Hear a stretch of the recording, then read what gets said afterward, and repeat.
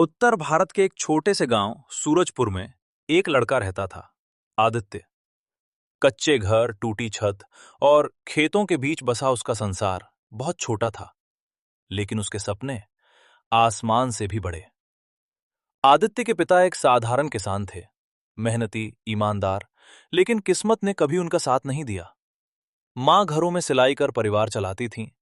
घर में पैसे की हमेशा कमी रहती थी, लेकिन माँ बाप ने कभी आदित्य को यह महसूस नहीं होने दिया। माँ रोज कहती थीं, बेटा, हालात हमें रोक सकते हैं, लेकिन सपनों को नहीं। गांव का स्कूल बहुत साधारण था, टूटी बेंच, पुराने बोर्ड और कम शिक्षक, लेकिन आदित्य पढ़ने में होशियार था। हर दिन स्कूल के बाद वो पिता के साथ खेतों में काम करता। थकान से शरीर टूट जाता, लेकिन रात को लालटेन की रोशनी में किताबें खोलना कभी नहीं भूलता। गांव के लोग हंसते थे, इतनी पढ़ाई करके क्या करेगा, आखिर किसान ही बनना है। आदित्य चुप रहता, लेकिन उसके मन में एक आवाज गूंजती, मुझे अपनी किस्मत खुद लिखनी है। एक दिन अचानक सब बदल गया। बारिश के मौसम में पिता बीमार पड़ गए। इलाज के लिए पैसे नहीं थे।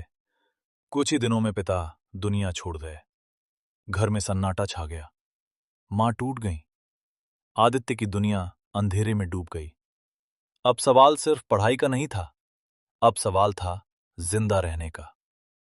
पिता की मौत के बाद आदित्य ने स्कूल छोड़ने का फैसला कर लिया। वो पास के शहर में एक चाय की दुकान पर काम करने लगा। दिन भर कप धोना, चाय बनाना, ग्राहकों की डांट सुनना, रात को थका हुआ शरीर।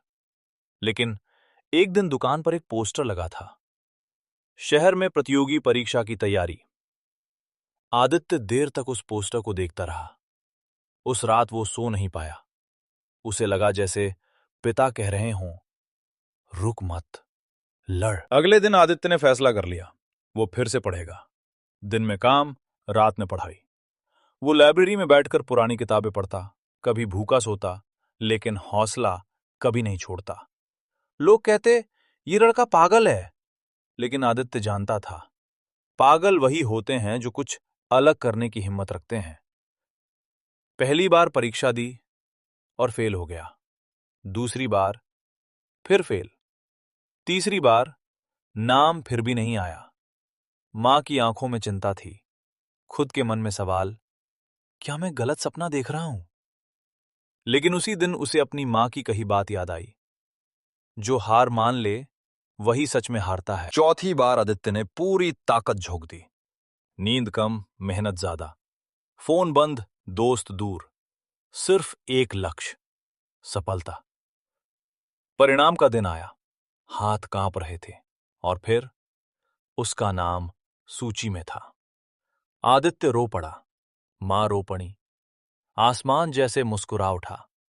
आज आदित्य एक सम्मानित अधिकारी है, लेकिन उसने गांव को नहीं छोड़ा। वहीं एक स्कूल खुलवाया, गरीब बच्चों के लिए मुफ्त पढ़ाई। वो हर बच्चे से बस एक बात कहता है, मेहनत कभी धोखा नहीं देती।